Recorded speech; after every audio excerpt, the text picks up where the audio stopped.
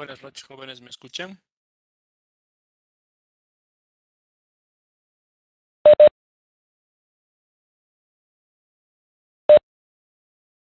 Disculpen la demora, hemos tenido un pequeño percance, pero ya fue solucionado.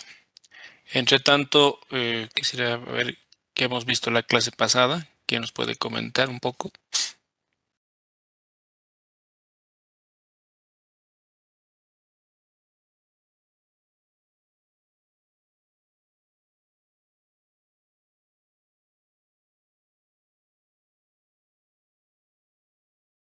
¿Nadie?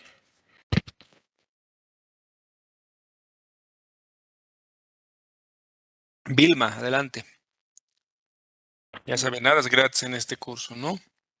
Adelante. Sí, ¿verdad? Sí, le escucho bien.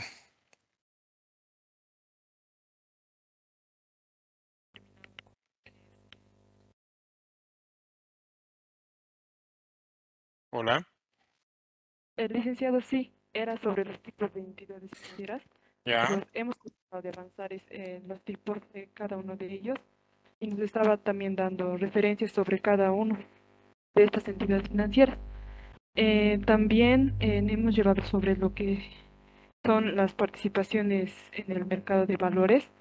Eh, Nos estaba diciendo las empresas de auditoría, también nos ha mencionado sobre lo que son los fondos de inversión abierto, cerrado.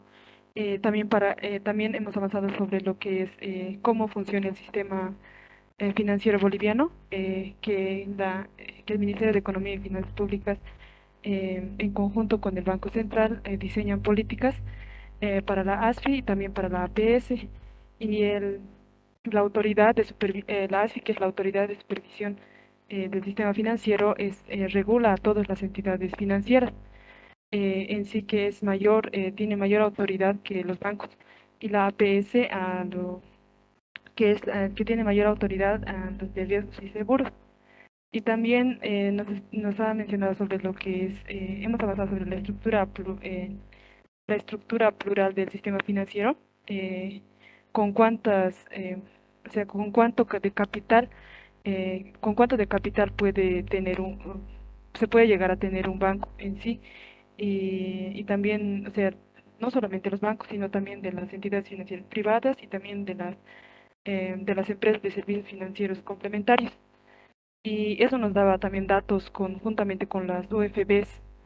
Y también en la última parte ya hemos avanzado sobre la misión y visión y nos ha hecho hacer tipo una participación, ¿no? Sobre lo que la misión y visión de la ASFI y qué opinábamos, hemos dado nuestro punto de vista y eso, y también en la parte final ya hemos avanzado sobre lo que son en sí los objetivos estratégicos que tiene la ASFI y estábamos analizando uno por uno también.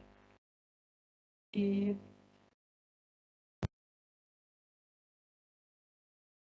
Gracias, Vilma, perfecto. Eh, Nayadi, Nayadi debe ser en realidad, ¿no? Buenas noches, licenciado. Nayadi es, Nayade, No, Nayade. Nayade, su nombre es austriaco, debe ser Nayadi, pero bueno. Dale, adelante, ¿qué hemos visto? Licenciado, bueno, como lo dijo mi compañera, habíamos quedado en perspectivas y objetivos estratégicos que pues hace la ASFI y entre ellos estábamos desarrollando el desarrollo productivo y social, que es con la normativa de lo que es el sector productivo, la cartera de bienes de interés social y la obligatoriedad de las entidades financieras. Luego está la inclusión financiera. La ASFI hizo que las entidades tengan participación en lugares donde antes no habían. Es por eso que vamos a poblaciones y por lo menos hay un banco, o Banco Unión o otro banco. Luego está la estabilidad, solvencia, eficiencia, confiabilidad y transparencia del sistema financiero, que nos dijo que se ha ido mejorando a través de pues, los sistemas digitales, los tecnológicos que han ayudado bastante a eso. También nos mencionaba sobre la protección y defensa del consumidor financiero. Nos dijo que el 80% antes hacía un hincapié grande en esto, pero ahora un 20 o un 30% se dedica a defender los derechos de los consumidores. se hace mucho hincapié en eso. Y el aprendizaje y conocimiento está en pleno proceso con el tema de diferimiento de prórroga, cartera de los bancos, que en este momento está un poco complicada, nos dijo. Eso, licenciado. Ahí quedó.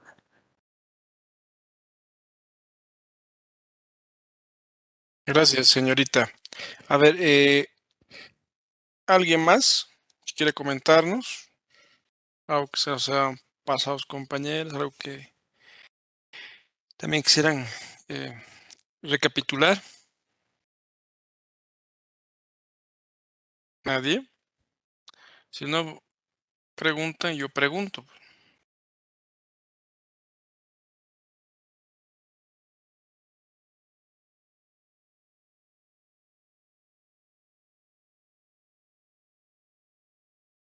Fabiola Vargas.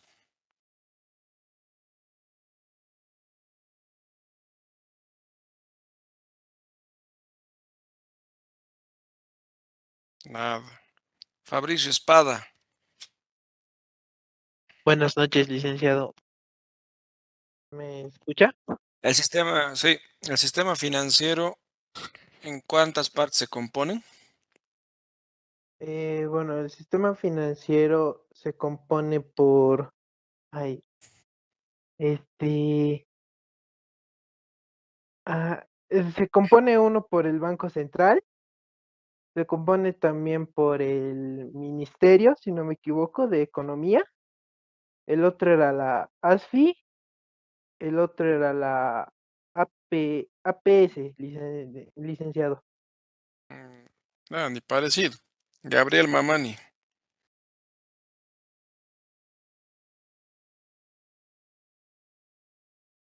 Gabriel a la una, Gabriel a las dos, Gabriel a las tres, al agua.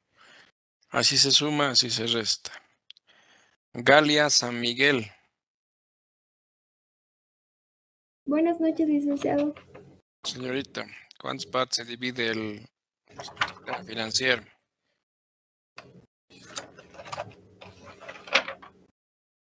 Mm, el sector financiero se divide en tres partes, licenciado. ¿Me escucha? Sí, adelante. En tres. Está el sector financiero y las economías domésticas, el sector financiero de las empresas y también el sector financiero y el sector público. No con quienes atiende, en cuántas partes, él en cuánto se divide. Perdón, en tres. ¿Cuáles son? Las instituciones financieras, los activos financieros y los mercados en los que operan. Nada lejos. Hansel Bautista.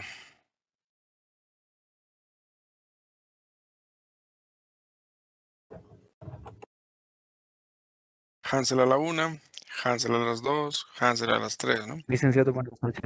Buenas noches. Hola. ¿Cuáles son los componentes del mercado de valores? Digo, del sistema financiero, perdón.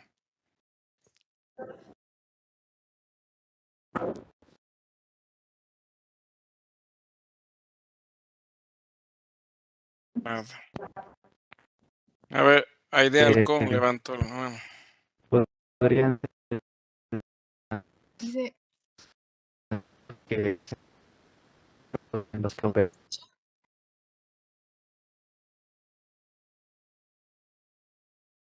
Aide, ¿me escucha? sí, licenciado. Eh, Adelante. los, las partes del sistema financiero son 10 los que nos ha mencionado ahí, 10.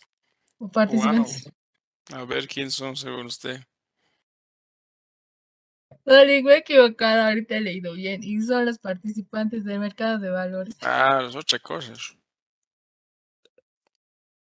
Nada. Así se gana, así se resta, ¿ve? Jason Chura. Jason a la una, Jason a las dos, Jason a las tres. Jimena Sancetenea. Jimena a la una, Jimena a las dos, Buenas noches, Jimena a las... licenciado. Disculpe, tengo problemas con mi micrófono. Ya. ¿Sabe cuántas partes se compone el sistema financiero? La verdad estoy confundida, no podría darle la respuesta. Ok. Kevin Vega. Kevin a la 1, Kevin a las 2, Kevin a las 3. Oscar Oropesa. Oscar a la 1, Oscar a las 2, Oscar a las 3. Bien, una maravilla. Aquí van a salir muchos debiéndome nota. Paola Segales. Paola a la 1, Paola a las 2. Presente, licenciado. ¿Me escucha? Sí. ¿Sabe la respuesta? Si no me equivoco, son tres, licenciado: las instituciones financieras, los activos financieros que se generan y los mercados en que operan. No. ¿Puedo participar, licenciado? Sí. ¿Paul? Paul. Sí, levanté hace rato mi mano y no me tomo en cuenta. No, no me ha desaparecido nada, pero bueno. Adelante. Son entidades financieras estatales, privadas y las empresas complementarias que apoyan a todas las actividades de los bancos, o digo, de las instituciones financieras. Ese es el sistema bancario. El sistema financiero se divide en dos grandes componentes. Por un lado está el sistema bancario, que comentó ahorita su compañero, quienes lo componen, y por otro está el sistema, el mercado de valores, ¿no? Mercado de valores que, no me acuerdo quién de los compañeros también dijo, son 10 componentes, ¿no? Entonces quiero que les quede bastante claro. Yo cuando quiero dinero o quiero invertir mi dinero, voy o a la banca o al mercado de valores, no hay más, ¿no? Por eso ellos son los principales componentes del sistema bancario.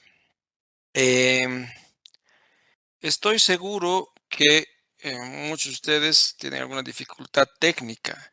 Sin embargo, es importante que se vayan poniendo al día para evitar que a futuro pierdan el hilo y pues realmente se complica el tema, ¿no? Simplemente a manera de sugerencia.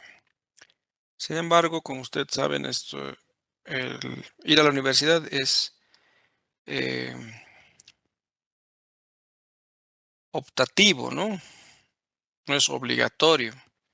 Todos están aquí, creo, porque quieren aprender algo más, ¿no? Ok, aquí hemos quedado, ¿no? Estábamos viendo que la ASFI como tal se ve, ¿no? La pantalla.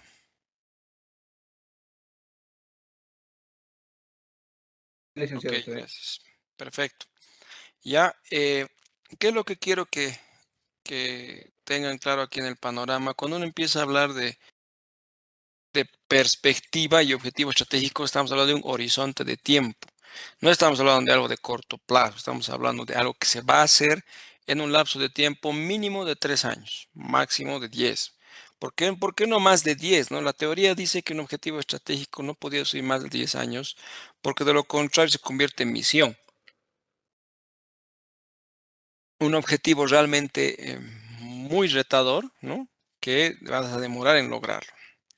Un ejemplo de ello, ¿no? Bolivia ser el país, eh, no es el país, Bolivia ir al mundial, ¿no? A ver qué sí.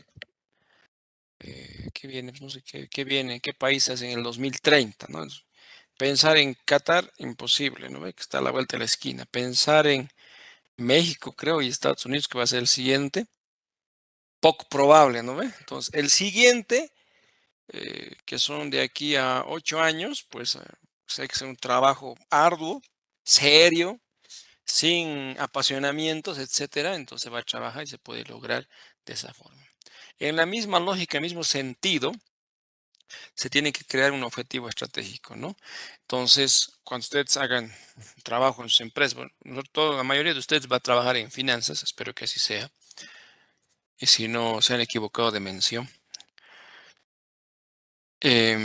van a poder conceptualizar dos puntos importantes, ¿no? Las empresas generalmente quieren hacer de todo, ¿no? quieren ser digitales, quieren estar en todo lado, quieren producir más, quieren mayor número de agencias, mayor número de personal, todo quieren. Pero hay una limitante, que es el dinero, y el dinero lo manejan ustedes, ¿no? Que son los gestores financieros. Entonces, bajo esa lógica, todo debería decantar estos pedidos en función del cumplimiento de los objetivos estratégicos de la empresa, ¿no? Si nuestro objetivo estratégico es mejorar la rentabilidad, no puedo pedir más personal. Eso implica mayor costo, salvo que tenga una mejor oportunidad de ingresos, ¿no? Entonces son dos cosas sui generis que tienen que marcarse en ese sentido. En ese punto en particular, pues la ASFI como tal ha desarrollado 5 actividades interesantes, objetivos interesantes, que ha permitido un poco delinear la razón de ser de la ASFI. Algunos sí los ha desarrollado de buena manera, otros de forma contraproducente, pero la mayoría ya se han ido efectivizando. Tenemos el desarrollo productivo y social, ¿no? Que es el primer punto, donde se ha trabajado en créditos al sector productivo, ¿ya? Y créditos de vivienda de interés social, ambos con tasas reguladas, con condiciones ya determinadas para las entidades financieras que están aferradas a la ASI, principalmente los bancos. Esta delimitación no ha alcanzado al mercado de valores, ¿no? Pero seguramente en los próximos, no sé si meses, pero años, va a llegar, si el mercado de valores va creciendo, va a llegar a este sector, ¿no? Entonces va a trabajar también en ese sentido. Luego tenemos la inclusión financiera, que es que todos estemos a tono con el sistema financiero, tengamos nuestra cuenta, nos paguen ahí, podamos ir a retirar dinero, hacer nuestros depósitos, hacer desde actividades de ocio, como por ejemplo las famosas vaquitas, ¿no ve? Para la parrillada del fin de semana, hasta algo más complicado como recibir dinero por comercio de cosas, ¿no? Entonces, importante. Ese tema ha ayudado a coadyuvar muchísimo a que Bolivia más o menos se encuentre, mejore su formalización, principalmente en el área urbana, ¿no? Entonces, ese es el tema importante ahí. En la inclusión financiera, no se olviden, está de la mano con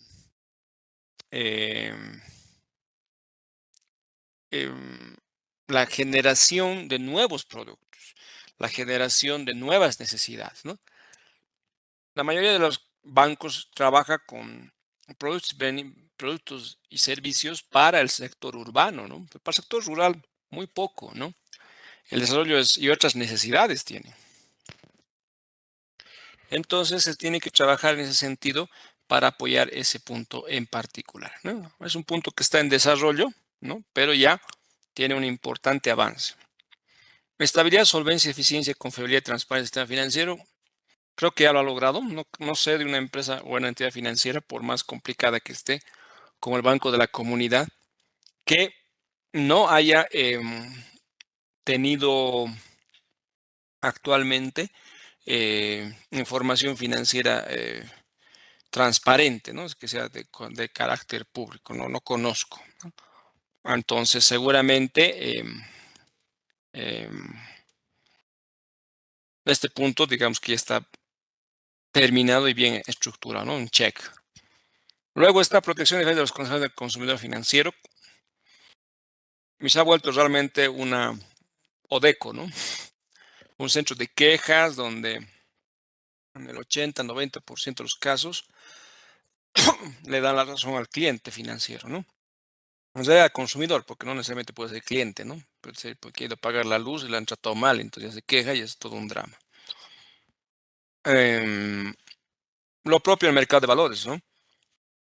A que hacer una inversión, no le han aceptado sus dinero, no sé, ha traído en bolsa, ¿no? Y esas cosas le han complicado a la gente, entonces también esas quejas se van generando. El otro tema es aprendizaje y conocimiento, ¿no? Todo esto lleva a un proceso de aprendizaje bastante complicado. La historia nos dice que uno aprende de sus errores, ¿no? Entonces, realmente a la ASFI le ha costado mucho aprender varias cosas. Hoy día está bastante bien cimentada. causal de eso también ha generado buena expectativa en el tema de los créditos y los problemas del diferimiento y la prórroga y todo esto que ha generado la pandemia. Y importante también conocer qué medidas tomar a futuro considerando este punto en particular, ¿no? Entonces ha sido una prueba de éxito y error, ¿no? Que se ha ido generando en ese sentido. Ok, vamos a ver que alguien nos ayude con todos los objetivos. Protegerse. Fabricio Espada. No, perdón. Yesid Mamani.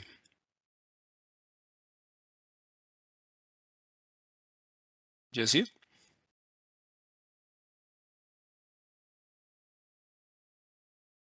Nada.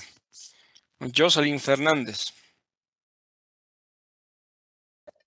Sí, buenas noches, licenciado. Nos ayuda con el inciso A y B, por favor. Está bien.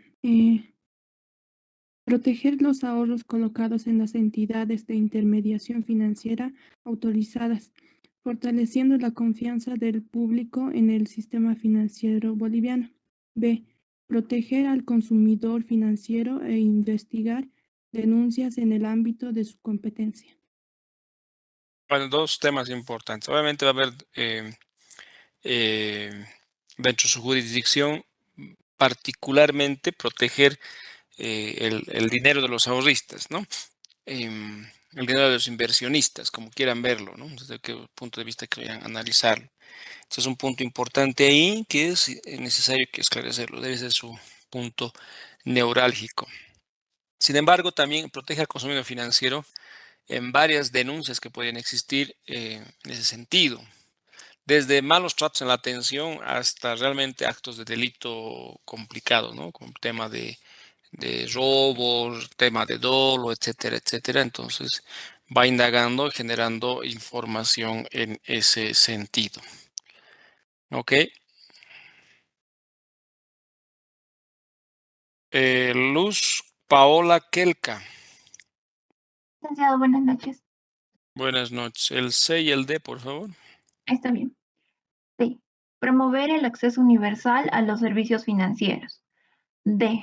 Promover una mayor transparencia de información en el sistema financiero, como un mecanismo que permita a los consumidores financieros de las entidades supervisadas acceder a mejor información sobre tasas de interés, comisiones, gastos y demás condiciones de contratación de servicios financieros que conllevan. A su vez, a una mejor toma de decisiones sobre una base más informada. Gracias, ¿no? Bueno, el primer punto decanta del anterior, ¿no? Que es que todos tengan derecho a poder usar servicios financieros, ¿no? Es un acceso universal, es una parte importante en ese sentido. Segundo, promover una mayor transparencia de información se convierte en un tema vital hoy día, particularmente por la necesidad de información del sistema financiero. Si yo quiero ahorrar mi dinero, yo evalúo a los bancos, yo evalúo a las AFIs cómo están, ¿no? Pero si los bancos, si yo me quiero prestar dinero, ellos son los que me evalúan a mí, ¿no? ¿Se han dado cuenta? Donde el que se queda con el dinero, pues es el más estudiado, más evaluado, ¿no? Entonces es importante conocer esos temas. Alguna vez las clases me decía, ¿cuál es el mejor banco o el mejor SAFI para ahorrar, licenciado? A ver, miren.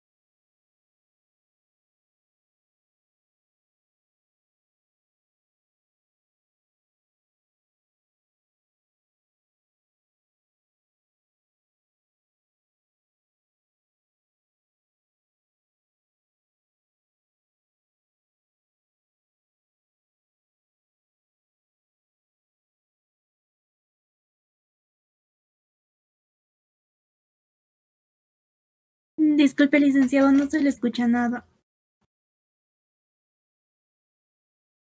¿Aló? ¿Me escucha? Ahora sí, licenciado. Ahora sí, licenciado.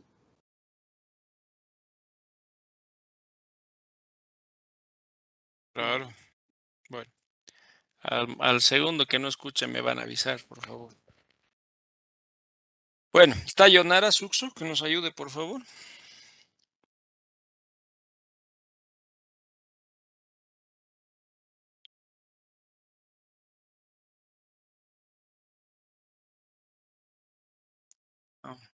Ocho, qué macana. Bueno, pensé que solo era un segundo.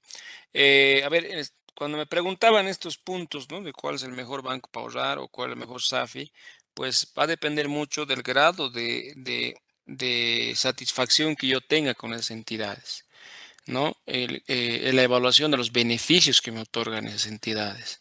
Les comentaba que hay entidades, hay bancos, ¿no? Particularmente, que por abrir su cuenta ya tienen sus beneficios, ofertas, manejo de recursos, em, entradas al cine, descuentos en algunos lados. Entonces, tú entras con tu dinero ahí porque tienes algún beneficio en particular, ¿no? Entonces, es importante tomar en cuenta ese aspecto. Segundo tema. Estoy seguro que muchos de ustedes deciden por un banco X o Z, principalmente en el ámbito, en la edad en la que ustedes tienen, porque es más fácil el manejo de la banca móvil, ¿no? Me explico. Tiene un sistema mucho más amigable, más rápido, más ágil, no se cuelga. Cuando tienes que mandar un comprobante lo mandas, no pasa nada. Entonces, esas cosas pues realmente venden, ¿no? Por ejemplo, el Banco Nacional cuando salió al mercado con su banca móvil era muy ágil, muy práctico. Y le fue poniendo unas cosas más, otras cosas menos y se fue deteriorando. Bueno, no sé cuál será la percepción de ustedes, pero para mí es básicamente ello, ¿no? Lo propio le ha pasado al Banco Visa. Por hacerlo más seguro, lo ha hecho más complejo, ¿no? Pero bueno. En relación a las SAFIs, por ejemplo, algunas SAFIs sí tienen aplicativos por internet. Tú puedes ver cuánto está tu cuenta, cuántos retiros han hecho, cuánto has generado en base a la rentabilidad del día, de la semana, del mes, etcétera. Cuánto podrías ganar hasta fin de mes, considerando los saldos promedios de tus cuentas, etcétera. Y hay otros que te llega un extracto a fin de mes y sí te llega, ¿no? Entonces son un poquito ahí discrepancias que seguramente en el tiempo se van a ir arreglando y mejorando en ese aspecto. Yonara Suxo, Presente, licenciado. E y F, por favor. Ya. Asegurar que las entidades financieras proporcionen medios transaccionales financieros eficientes y seguros, que faciliten la actividad económica y satisfagan las necesidades financieras del consumidor financiero. F. Asegurar la prestación de servicios financieros con atención de calidad. Ahí es importante analizar que la ASFI como tal tiene que asegurarnos que a las entidades que él regula, que autoriza la licencia, que hace todo este tema, realmente es un negocio seguro, ¿no? No les digo inquebrantable, ¿no? O sea, que no se puede quebrar nunca esta empresa, este negocio, lo que fuera, pero que te cumpla todos los requisitos mínimos para decir, oye, lo que está haciendo esta entidad financiera es correcto, es legal y no va a tener problemas de percances por estas actividades, ¿no? Entonces es importante considerar ese tema. Y el otro aspecto es que se tenga que velar siempre porque se vende un tema de servicio con calidad, ¿no? Cuando ustedes han debido llevar a mí de operaciones, cuando hablas de bienes, hablas de metodologías de producción y se crea, ¿cómo se llama esto? GMP es en inglés, Good Manager Process. Buenas prácticas, ¿no? de manufactura, por ejemplo, ¿no? Que es un estándar de producción que te ayuda muchísimo a evaluar cómo estás manejando en temas de estándares de calidad. Cuando hablas de servicios, hablas de servicción, ¿no? Y ahí la cosa cambia, no normas ISO más complejas, no la 14.000, 25.000 y otras, que te dice que tiene que tener ciertos estándares, protocolos de atención y por ende niveles de satisfacción, ¿no? Causal de eso, hoy día la mayoría de las empresas de servicios se van a dar cuenta. ¿Qué opina de este servicio? ¿Qué opina del aplicativo? ¿Qué opina del trato? ¿No? Por ejemplo, pedidos ya, te dice, ay, le ha llegado su pedido, qué bien, ¿qué puede comentarnos? ¿No? ¿Le ha llegado caliente? ¿Le ha llegado frío? ¿Con llajua? ¿Sin llajua? Te dice, ¿no? Entonces, este tipo de cosas te da a entender de que siempre tienes que estar midiendo el trato a la gente cuando tienes un servicio. ¿Por qué? Porque no tienes ese grado no puedes medir ese grado de satisfacción como comprarte un auto, comprarte un pollo, digamos, ¿no? Comprarte una casa, no sé, ¿me entienden? Entonces un bien, un servicio, que ahí tú te das cuenta cómo lo estás haciendo. Pero con un servicio es distinto, ¿no? El nivel de satisfacción puede ser, eh, se complicó bastante en ese tema y esos ítems han sido generados a asegurar el tema, ¿no? Con calidad los servicios, ¿no? Entonces ahí se tiene que valorar muchísimo en ese sentido la ASFI, ¿no? Todas las entidades del sistema financiero otorgan servicios. Vamos con otra persona, por favor. Neiva Alavi.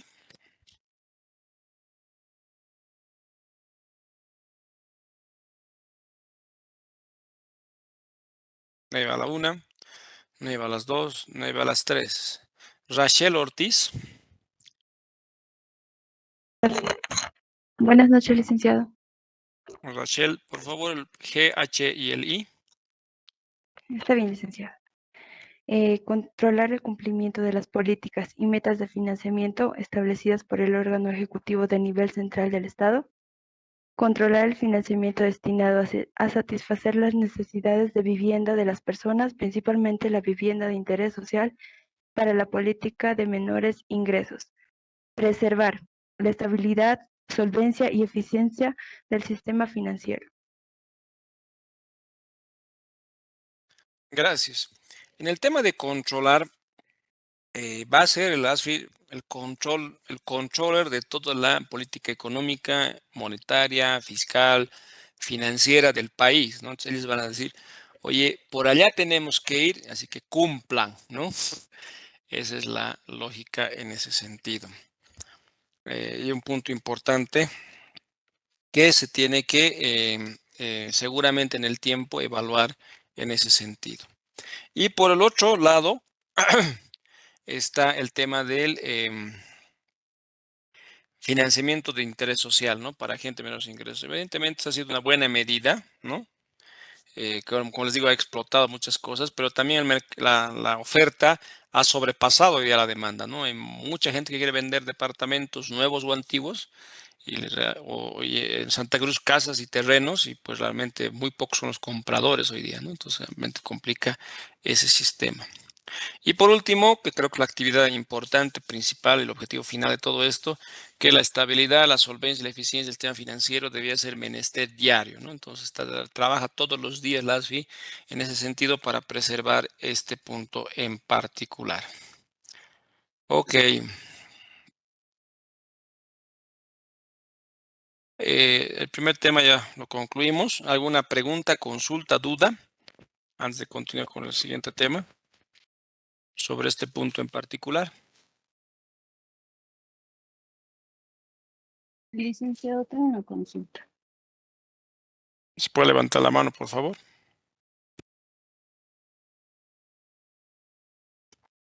Wanda, vamos. Sí. Estos objetivos que ha señalado, ¿se tienen que cumplir en todas las entidades sí o sí o algunas entidades omiten algunos incisos? Estos objetivos son de la ASFI para hacer cumplir en el sistema financiero a todas las entidades que regulan, ¿no? Ya, muchas gracias, licenciado.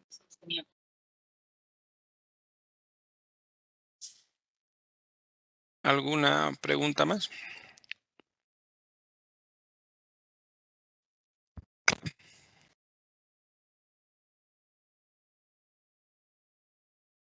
Bueno, vamos a ver un pequeño video de parte introductoria a lo que viene en consecuencia, que es el tema de la economía y las finanzas, ¿ya? Entonces quiero que todos, para estar más o menos con una misma base, veamos este video y podamos compartir y, por supuesto, intercambiar criterios, ¿no? Sobre este tema en particular, ¿no? Les voy a hacer unas consultas, perdón, unas preguntas que ustedes van a responder y lo van a presentar como su tarea, ¿ya? Es que por favor les pido que tengan la mayor atención en este punto en particular. ¿De acuerdo? Por favor, me comentan si se escucha. La economía funciona como una máquina. ¿Está bien? Sí, licenciado. Excelente. Pongo desde el principio y por favor mucha atención. Gracias. La economía funciona como una máquina simple. No obstante, hay muchos que no logran entenderla o no se ponen de acuerdo acerca de cómo funciona. Y esto ha llevado a mucho sufrimiento económico. Aunque pueda parecer compleja, en realidad, la economía funciona de una forma simple y mecánica. Está compuesta por muchas piezas simples y muchas transacciones simples que se repiten constantemente. Son transacciones impulsadas básicamente por la naturaleza humana, que juntan tres principales fuerzas que impulsan la economía. Número 1. Incremento de la productividad. Número 2. El ciclo de deuda a corto plazo. Y número 3. El ciclo de deuda a largo plazo. Ahora veremos estas tres fuerzas y cómo al unirlas creamos una buena plantilla para rastrear los movimientos económicos y así lograr entender qué es lo que está pasando. Comencemos por la parte más simple de la economía, las transacciones. La economía es la suma de todas las transacciones que la conforman. Una transacción es algo muy sencillo. Hacemos transacciones todos los días. Cuando compramos algo, creamos una transacción. Una transacción se da cuando un comprador intercambia dinero o crédito a un vendedor por bienes, servicios o activos financieros. El crédito se gasta como el dinero. Cuando sumamos el dinero gastado con el crédito gastado, obtenemos el gasto total. El gasto total impulsa la economía. Si divides la cantidad gastada entre la cantidad vendida, obtienes el precio. Y eso es todo. Eso es una transacción, el pilar de la máquina económica. Las transacciones impulsan los ciclos y fuerzas de la economía. De modo que, al entender las transacciones, entendemos la economía. El mercado está conformado por todos los compradores y todos los vendedores que transitan con el mismo propósito. Por ejemplo, hay un mercado de trigo, un mercado de automóviles, un mercado de valores. Hay un mercado para millones de cosas más. La economía se compone de todas las transacciones en todos los mercados. Si sumamos la cantidad total de gastos más la cantidad total vendida, tendremos todo lo que se necesita saber para comprender la economía. Es así de simple. Los individuos, las empresas, los bancos y los gobiernos, todos participan en transacciones como las que describí anteriormente. Intercambian dinero y crédito por bienes, servicios y activos financieros. El mayor comprador y vendedor es el gobierno, que consta de dos brazos importantes. El gobierno central, que recauda impuestos y gasta dinero, y el Banco Central, que es diferente de otros compradores y vendedores porque controla la oferta monetaria y el crédito en la economía. Lo hace al influir en las tasas de interés e imprimir dinero nuevo. Por estas razones, como veremos, el Banco Central es un jugador importante en el flujo del crédito. Quiero que prestes atención al crédito. El crédito es la parte más importante de la economía y probablemente la menos entendida. Es la parte más importante porque es la parte más grande y la más volátil. Así como los compradores y vendedores van al mercado a realizar transacciones, los acreedores y prestatarios van allí con el mismo propósito. Los prestamistas generalmente quieren que su dinero se transforme en más dinero, y los prestatarios generalmente quieren algo que no pueden pagar, como una casa o un automóvil, o quieren invertir o iniciar algún tipo de negocio, por ejemplo. El crédito puede ayudar tanto a los prestamistas como a prestatarios a lograr sus objetivos. Los prestatarios se comprometen a devolver la cantidad de dinero prestada, llamada capital, más un porcentaje adicional, llamado interés. Cuando las tasas de interés son altas, las personas se endeudan menos, porque el crédito encarece. Cuando las tasas de interés son bajas, las personas adquieren más créditos, porque se vuelve barato. Cuando los prestatarios prometen pagar la deuda y los acreedores confían en ellos, en ese momento se crea el crédito. Cualquiera de las dos personas puede aceptar crear crédito de la nada. Parece simple, pero en realidad es complicado porque el crédito tiene nombres diferentes. Cuando el crédito es creado, se convierte en deuda. La deuda es un activo para prestamista, pero un pasivo para el prestatario. En el futuro, cuando el prestatario devuelve el préstamo con todo e intereses, tanto el activo como el pasivo desaparecen y la transacción es saldada. Pero, ¿por qué el crédito es tan importante? Porque cuando un prestatario adquiere un crédito, puede incrementar sus gastos, y recuerda, el gasto impulsa la economía, porque el gasto de una persona es el ingreso de la otra. Piénsalo, cada dólar que gastamos lo gana otra persona, y cada dólar que ganamos fue gastado por otra persona, de manera que cuando gastas más, alguien está ganando más. Cuando los ingresos de alguien aumentan, los prestadores están más dispuestos a prestarle dinero porque ahora son más confiables. Un prestatario digno de confianza cumple con dos características, la capacidad de pagar y una garantía. Tener grandes ganancias en relación a la deuda le permiten al prestatario poder pagar. En caso de no poder pagar, el prestatario tiene activos de valor que puede usar como garantía y pueden venderse. Es por ello que los prestamistas se sienten cómodos prestándole dinero. De esta manera, el incremento de ingresos permite tomar más préstamos y esto a su vez permite más gasto. Y como el gasto de una persona es el ingreso de otra, esto conduce a más préstamos y así sucesivamente. Esta fórmula se retroalimenta y conduce a un crecimiento económico. Es por esto que tenemos ciclos. En una transacción hay que dar algo para obtener algo a cambio. La cantidad obtenida depende de cuánto es producido. Con el tiempo aprendemos y ese conocimiento acumulado aumenta nuestro nivel de vida. Esto se conoce como crecimiento de la productividad. Aquellos que son creativos y trabajan duro, incrementan su productividad y su nivel de vida más rápido que aquellos que son complacientes y flojos, aunque no necesariamente a corto plazo. La productividad es más importante a largo plazo, el crédito a corto plazo. Esto se debe a que el crecimiento de la productividad no fluctúa mucho, es por ello que no es la fuerza que genera las fluctuaciones económicas. En cambio, la deuda sí lo es, porque la deuda permite gastar más de lo que se produce y nos obliga a consumir menos de lo que producimos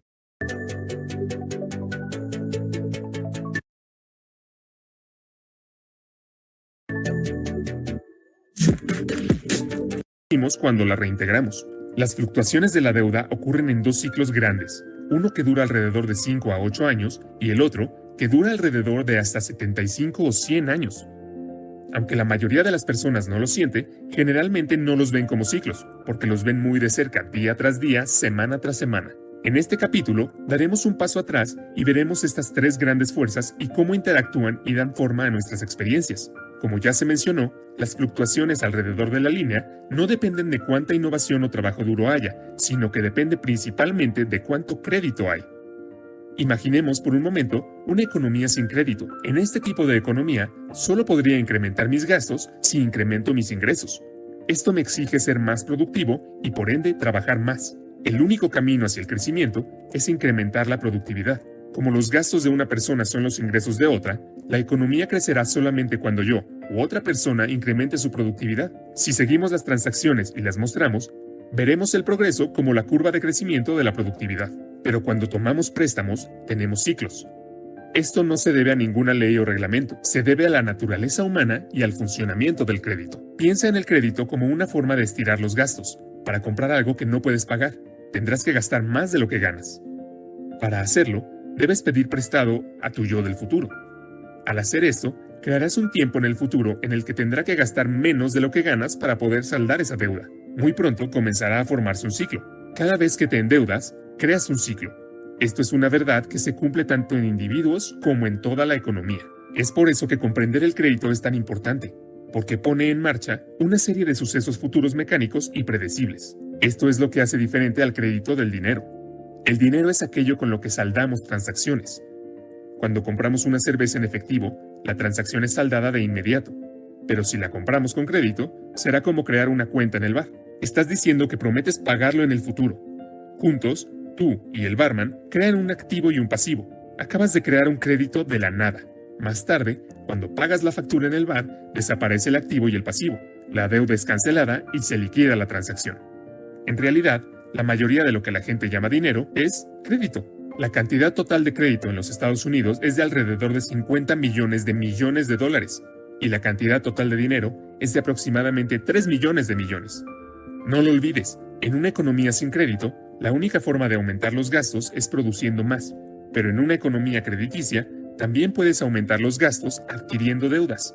Como resultado, hay más gastos en la economía crediticia y permite que los ingresos crezcan más rápidos que la productividad a corto plazo, pero no a largo plazo. Ahora bien, no me malinterpretes. El crédito no es necesariamente algo malo que siempre causa ciclos. El crédito es malo cuando financia un consumo excesivo que no se puede saldar. Sin embargo, es bueno cuando permite asignar recursos de manera eficiente y generar ingresos que luego permitan pagar la deuda.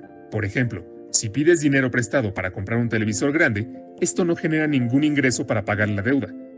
Pero si pides dinero prestado para comprar un tractor, y este tractor te permite cosechar más y ganar más dinero, entonces podrás pagar la deuda y elevar tu nivel de vida. En una economía crediticia, podemos seguir las transacciones y observar cómo el crédito crea crecimiento. Permíteme darte un ejemplo. Digamos que ganas $100,000 al año y no tienes deudas. Eres lo suficientemente confiable como para pedir prestado $10,000 en una tarjeta de crédito, por ejemplo, para que puedas gastar $110,000, incluso si solo ganas 100,000. Debido a que tu gasto es el ingreso de otra persona, alguien más gana $110,000. La persona que ganó 110,000 y no tiene deudas puede pedir prestado 11,000, por lo que puede gastar 121,000 a pesar de que solo ganó 110,000. Sus gastos son los ingresos de otros, y si seguimos las transacciones, verás cómo este proceso funciona como un patrón que se retroalimenta. Pero recuerda que los préstamos crean un ciclo, y si el ciclo sube, en algún punto caerá. Esto nos lleva a un ciclo de deuda a corto plazo. A medida que aumenta la actividad económica, observamos una expansión, la primera fase del ciclo de la deuda a corto plazo. Los gastos continúan aumentando y los precios comienzan a subir. Esto se debe a que el crecimiento del gasto es impulsado por el crédito, que puede crearse inmediatamente de la nada. Cuando la cantidad de gastos e ingresos crece más rápido que la producción de bienes, los precios suben. A esto se le conoce como inflación. Para el Banco Central, demasiada inflación es algo problemático. Al ver que los precios suben, el Banco Central sube las tasas de interés. Con tasas de interés más altas, menos personas pueden permitirse pedir dinero prestado, y el costo de las deudas existentes sube. Suben los pagos mensuales de nuestras tarjetas de crédito, por ejemplo. Como las personas adquieren menos deudas y tienen pagos más altos, les queda menos dinero, por lo que el gasto se ralentiza. Y dado que el gasto de una persona es el ingreso de otra, los ingresos disminuyen y así sucesivamente. Cuando las personas gastan menos, los precios caen. A esto lo llamamos deflación. La actividad económica disminuye y tenemos una recesión. Si la recesión es demasiado fuerte y la inflación ya no es un problema, el Banco Central reducirá las tasas de interés para impulsar todo nuevamente. Con tasas de interés más bajas, los pagos de la deuda se reducen y los préstamos y gastos se incrementan.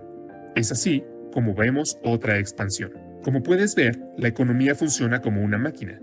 En el ciclo de la deuda a corto plazo, los gastos están limitados solo por la voluntad de los prestadores y prestatarios de proporcionar y aceptar crédito. Cuando el crédito se puede obtener con facilidad, hay expansión económica. Cuando el crédito no se obtiene fácilmente, hay recesión. Y recuerda, este ciclo está bajo el control del Banco Central. Por lo general, el ciclo de deuda a corto plazo dura de 5 a 8 años y ha estado ocurriendo una y otra vez durante décadas. Pero ten en cuenta que la parte inferior y superior de cada ciclo terminan con más crecimiento que el ciclo anterior y más deuda. ¿Por qué? Debido a que las personas lo presionan. Tienden a pedir prestado y gastar más que a pagar las deudas. Es la naturaleza humana. Debido a esto, durante mucho tiempo, las deudas crecen más rápido que los ingresos. Esto forma el ciclo de deuda a largo plazo. A pesar de que las personas se endeuden cada vez más, los prestadores aumentan su crédito aún más. ¿Por qué? Porque todos piensan que todo está muy bien. La gente solo se enfoca en lo que ha estado sucediendo últimamente. ¿Y qué ha estado sucediendo últimamente? Los ingresos crecieron. El valor de los activos está creciendo. El mercado bursátil ruge. Es un boom. Conviene adquirir bienes, servicios y activos con dinero prestado. Cuando las personas hacen mucho de esto, lo llamamos una burbuja. Entonces, a pesar de que las deudas crecían, los ingresos crecían casi tan rápido como para compensarlas. Llamemos a la relación deuda-ingreso carga de la deuda. Mientras crezcan los ingresos, la carga de la deuda seguirá siendo manejable. Al mismo tiempo, el valor de los activos se incrementa. Las personas toman prestadas grandes sumas de dinero para comprar activos como inversión, lo que hace que el precio aumente aún más. La gente se siente rica. De modo que, a pesar de la acumulación de una gran deuda, el aumento de los salarios y el valor de los activos les ayuda a mantenerse dignos de crédito durante mucho tiempo. Pero esto obviamente no puede continuar para siempre, y no lo hace. A lo largo de las décadas, la carga de la deuda ha aumentado lentamente, creando pagos de deuda cada vez más grandes. Cuando los reembolsos comienzan a crecer más rápido que los ingresos, obligan a las personas a reducir sus gastos, y dado que el gasto de una persona es el ingreso de otra, el ingreso comienza a disminuir. Esto hace que las personas se vuelvan menos dignas de crédito, lo que provoca una disminución en los préstamos. Los pagos de deuda continúan creciendo, causando una caída en los gastos, y el ciclo se revierte. Este es el pico de la deuda a largo plazo. La carga de la deuda simplemente se ha vuelto demasiado grande. En los Estados Unidos, Europa y en la mayoría de los países del resto del mundo, esto sucedió en 2008. Sucedió por la misma razón que en Japón en 1989 y en los Estados Unidos en 1929. La economía comienza a desapalancarse. Las personas reducen el gasto, los ingresos caen, el crédito desaparece, los precios de los activos caen, los bancos sufren, el mercado de valores falla, las tensiones sociales crecen y toda la situación comienza a realimentarse en el sentido contrario. A medida que los ingresos disminuyen y los pagos de la deuda aumentan, también lo hacen los prestatarios, quienes dejan de ser dignos de crédito. El crédito se agota y los prestatarios ya no pueden pedir prestado suficiente dinero para pagar deudas. Para llenar este vacío, los prestatarios se ven obligados a vender sus activos. La prisa por vender activos abrumará al mercado, la bolsa colapsa, el mercado inmobiliario se hunde y a los bancos se les complican las cosas. A medida que los precios de los activos caen, el valor de la garantía de los prestatarios cae también, haciéndolos aún menos dignos de crédito. La gente se siente pobre, el crédito desaparece rápidamente, el gasto cae, los ingresos caen, la riqueza se reduce el crédito y así sucesivamente. Es un ciclo vicioso. Parece una recesión, pero la diferencia es que las tasas de interés no pueden reducirse para salvar la situación. En una recesión, la reducción de las tasas de interés actúa como un estímulo para los préstamos. Sin embargo, en un desapalancamiento, bajar las tasas de interés no funciona, porque las tasas de interés ya son muy bajas y pronto alcanzarán el 0%, por lo que la estimulación termina. Las tasas de interés en los Estados Unidos alcanzaron el 0% durante el desapalancamiento de la década de 1930, y luego, nuevamente en 2008. La diferencia entre una recesión y un desapalancamiento es que la carga de la deuda de los prestatarios se ha vuelto demasiado grande y no puede reducirse bajando las tasas de interés. Los acreedores se dan cuenta de que las deudas se han vuelto demasiado grandes para pagarlas. Los deudores han perdido la capacidad de pago y sus garantías perdieron valor. Se sienten paralizados por la deuda. Ya no quieren más. Los prestamistas dejan de prestar. Los prestatarios dejan de endeudarse. La economía se vuelve indigna del crédito, como si fuera una persona. Entonces, ¿qué haces con el desapalancamiento? El problema es que las cargas de la deuda son demasiado altas y deben bajar. Hay 4 formas de que esto pueda suceder. 1. Las personas, las empresas y los gobiernos reducen el gasto. 2. Las deudas se reducen mediante moratorias y reestructuración. 3. La riqueza se redistribuye de los que tienen a los que no. 4. El Banco Central imprime dinero nuevo. Estas 4 formas ya ocurrieron en los desapalancamientos ocurridos en la historia moderna. Por lo general, lo primero que se hace es reducir los gastos. Como acabamos de ver, las personas, las empresas, los bancos e incluso los gobiernos se ajustan al cinturón y recortan sus gastos para poder pagar sus deudas. Esto a menudo se llama medidas de austeridad. Cuando los prestatarios dejan de asumir nuevas deudas y comienzan a pagar deudas antiguas, puede que disminuya la carga de la deuda. Pero sucederá exactamente lo contrario. Debido a que el gasto se reduce y el gasto de una persona es el ingreso de otra, se produce una caída de los ingresos. Al caer más rápido que las deudas, la carga de la deuda, de hecho, se incrementa. Como hemos visto, este recorte de gastos es deflacionario y doloroso. Las empresas se ven obligadas a reducir costos, lo que se traduce en mayor desempleo. Esto nos lleva al siguiente paso. Hay que reducir las deudas. Muchos deudores no pueden pagar sus deudas, y las deudas del deudor son activos del acreedor. Cuando un prestatario no le paga al banco, la gente comienza a ponerse nerviosa pensando que el banco no les pagará, y se apresuran a retirar su dinero. Los bancos quedan restringidos y las personas, las empresas y los bancos incurren en impago. Esta grave contracción económica es depresión. Parte de la depresión consiste en que las personas comienzan a descubrir que la mayor parte de lo que consideraban su riqueza ya no existe. Volvamos al bar. Cuando compras una cerveza fiada, prometes al dueño que la pagarás. Tu promesa se convierte en un activo para el barman. Pero si no cumples tu promesa, entras en moratoria. Ese activo pierde su valor. Muchos prestadores no quieren que sus activos desaparezcan y aceptan una reestructuración de la deuda. La reestructuración de la deuda significa que los prestadores obtienen menos de lo que deberían, o que el periodo de reembolso se extiende, o que se reduce la tasa de interés previamente acordado. De esta forma, el contrato se incumple para reducir la deuda. Los prestamistas preferirían tener parte de algo que el total de la nada. Aunque la deuda desaparecerá, su reestructuración hará que los ingresos y el valor de los activos desaparezcan más rápido, lo que empeorará aún más la carga de la deuda. A medida que se reducen los gastos, la reducción de la deuda también es dolorosa y deflacionaria. Todo esto afecta al gobierno, porque los ingresos bajos y el desempleo se traducen en menos recaudación de impuestos. Al mismo tiempo, necesitará aumentar su gasto a medida que aumenta la tasa de desempleo. Muchas personas desempleadas no tienen suficientes ahorros y necesitan apoyo financiero del gobierno. Además, los gobiernos crean planes de estímulo que aumentan sus gastos para compensar la recesión económica. Los déficits presupuestarios del gobierno explotan en esta etapa porque gastan más de lo que recaudan. Esto es lo que sucede cuando escuchas sobre el déficit presupuestario en las noticias. Para financiar sus déficits, los gobiernos deben aumentar los impuestos o pedir dinero prestado, pero con la disminución de los ingresos y el alto desempleo, ¿de quién saldrá el dinero? De los ricos. Como los gobiernos necesitan más dinero y la riqueza está fuertemente concentrada en manos de un pequeño número de personas, los gobiernos aumentarán naturalmente los impuestos a los ricos, lo que facilitaría una redistribución de la riqueza en la economía, desde los que tienen a los que no tienen. Los que no tienen, los que sufren, comienzan a odiar a los que sí tienen, los ricos. Los ricos, que están presionados por una economía débil, la caída de los precios de los activos e impuestos más altos, comienzan a odiar a los que no tienen. Si la crisis persiste, podría haber un estallido social. Las tensiones no solo crecen dentro de los países, sino que también pueden crecer entre países, especialmente entre los deudores y los estados prestadores. Esta situación puede conducir a un cambio político que a veces puede ser extremo. En la década de 1930, esto llevó al ascenso de Hitler al poder, la guerra en Europa y la crisis económica en los Estados Unidos. La presión para hacer algo que ponga fin a la crisis aumenta.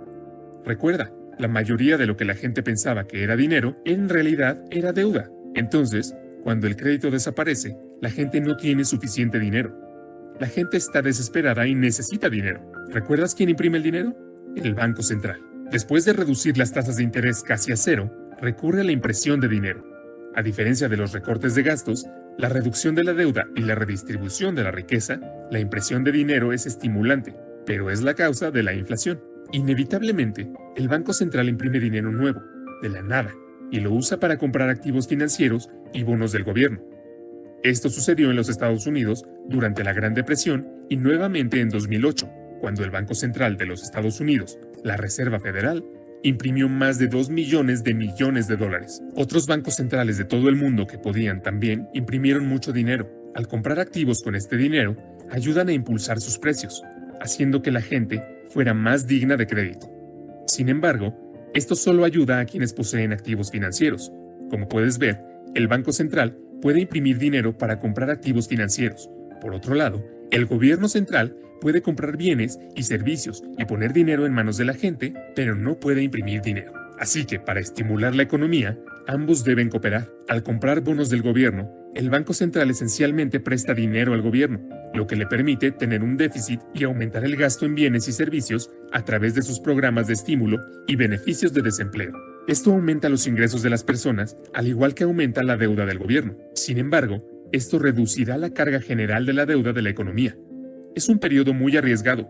Los políticos necesitan equilibrar estas 4 formas a medida que cae la carga de la deuda. Los métodos deflacionarios deben equilibrarse con los inflacionarios para mantener la estabilidad. Si esto se equilibra adecuadamente, se produce un desapalancamiento hermoso. Y es que un desapalancamiento puede ser feo o hermoso. ¿Cómo puede ser hermoso? Aunque el desapalancamiento es una situación muy difícil, manejar una situación muy difícil de la mejor manera posible resulta hermoso. Mucho más hermoso que la frase de apalancamiento excesivo, desequilibrado e impulsado por la deuda. El crecimiento económico real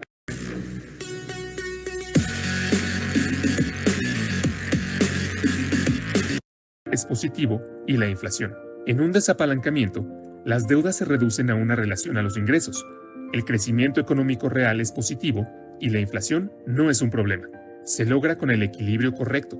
El equilibrio correcto requiere una combinación de recortes de gastos, reducción de la deuda, redistribución de la riqueza e impresión de dinero, para que se pueda mantener la estabilidad económica y social. La gente pregunta si imprimir dinero aumentará la inflación. No lo hará, si compensa la caída del crédito. Recuerda, Depende del gasto. $1 gastado en dinero tiene el mismo valor que $1 gastado en crédito. Al imprimir dinero, el Banco Central puede reemplazar la pérdida de crédito al aumentar la cantidad de dinero. Para cambiar las cosas, el Banco Central no solo necesita impulsar el crecimiento de los ingresos, sino también lograr que la tasa de crecimiento de los ingresos sea más alta que la tasa de interés de la deuda acumulada. ¿Qué quiero decir? En pocas palabras, los ingresos deben crecer más rápido que la deuda. Por ejemplo, supongamos que un país en desapalancamiento tiene una relación deuda-ingreso del 100%. Esto significa que la cantidad de deuda que tiene un país es la misma que la cantidad de ingresos que tiene en un año. Ahora veamos la tasa de interés de esa deuda. Digamos que es de un 2%. Si la deuda crece a 2% por esa tasa de interés y los ingresos crecen solo 1%, entonces nunca se reducirá la carga de la deuda. Se necesita imprimir suficiente dinero para que la tasa de crecimiento de los ingresos supere a los intereses. Sin embargo, imprimir dinero puede ser algo mal utilizado porque resulta fácil de hacer, y la gente lo prefiere antes que intentar otras opciones. La clave es evitar imprimir demasiado dinero y causar una tasa de inflación inaceptablemente alta, como lo hizo Alemania durante su desapalancamiento en el año 1920. Si los políticos logran el equilibrio correcto, el desapalancamiento no resulta tan dramático. El crecimiento es lento, pero la carga de la deuda se reduce. Ese es un desapalancamiento hermoso. A medida que crecen los ingresos, los prestatarios se vuelven más dignos de crédito. Y a medida que los prestatarios se vuelven más confiables, los prestamistas comienzan a pedir dinero prestado nuevamente. La carga de la deuda finalmente comienza a caer. Debido a que pueden pedir dinero prestado, las personas comienzan a gastar más. Eventualmente, la economía comenzará a crecer nuevamente, conduciendo a la fase de reflación del ciclo de la deuda a largo plazo. Aunque el proceso de desapalancamiento puede ser terrible si se maneja mal, si se resuelve bien, se resuelve el problema. Se tarda aproximadamente una década o más para que la carga de la deuda caiga y la actividad económica vuelva a la normalidad. De ahí el término década perdida. En conclusión, por supuesto, la economía es un poco más complicada de lo que muestra esta plantilla. Sin embargo, superponer el ciclo de la deuda a corto plazo por encima del ciclo de la deuda a largo plazo y luego superponer ambos ciclos por encima de la curva de crecimiento de la productividad nos da una plantilla razonablemente buena para que nos muestre dónde hemos estado, dónde estamos ahora y a dónde es más probable que lleguemos. En resumen, hay 3 reglas principales que me gustaría resaltar. Primero, no permitas que la deuda crezca más rápido que los ingresos, porque la carga de tu deuda eventualmente te aplastará. Segundo, no permitas que los ingresos crezcan más rápido que la productividad, porque eventualmente te volverás poco competitivo. Y tercero, haz todo lo posible para aumentar la productividad, porque eso es lo más importante a largo plazo. Estos son consejos simples para todos e incluso para los políticos. Parece increíble, pero la mayoría de las personas, incluyendo a los políticos, no le prestan suficiente atención a esto.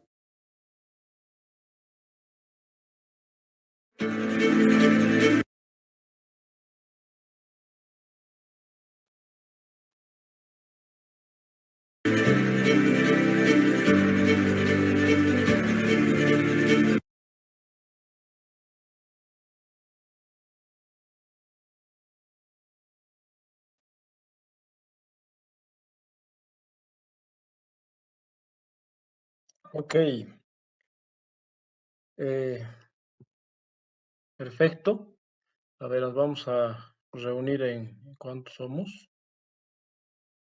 Somos 96. Bueno, vamos a ver grupos de 4. Y les voy a hacer algunas preguntas, ¿ya? Por favor, rápidamente. Primera pregunta. ¿Por qué es importante el crédito en la economía? ¿Por qué es importante el crédito en la economía? ¿Ya? Segunda pregunta. ¿Qué son los ciclos económicos?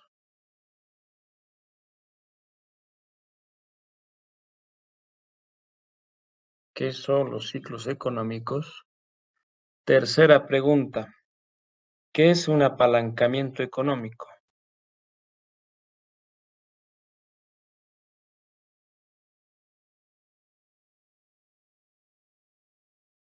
¿Qué es un apalancamiento económico?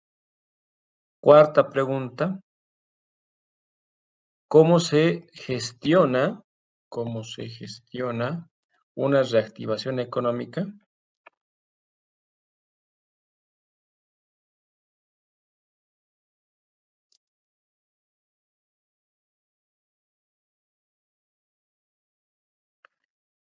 Y por último, ¿cuáles son las reglas principales? ¿Cuáles son las reglas principales del manejo de la economía? Y ¿cómo opera Bolivia con ellas? ¿Y cómo opera Bolivia con ellas?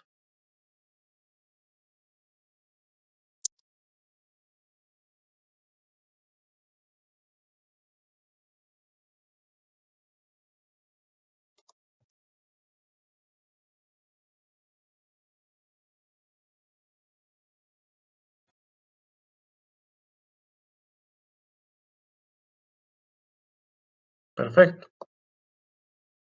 Vamos a organizar los grupos. Si me permiten.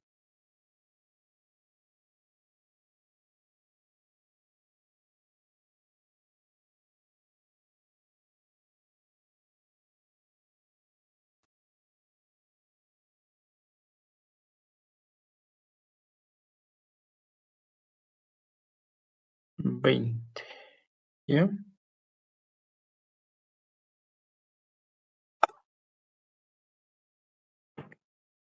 De acuerdo, ya están en los grupos. Por favor, denle OK.